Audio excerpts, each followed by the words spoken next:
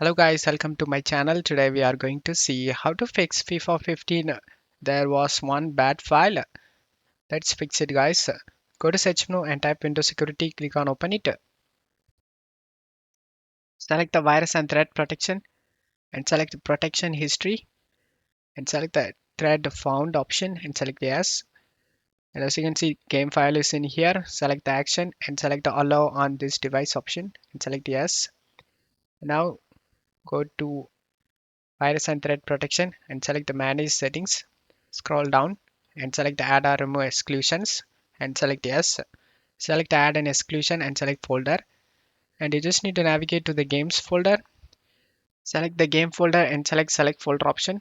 And the game has been added to this list. Just close off here and again right click on this game and select open file location. Go to redist folder.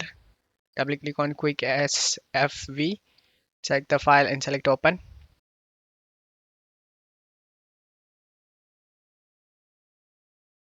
Now as you can see all files are okay. There is no missing or bad files found. Just need to close stuff here and open the game.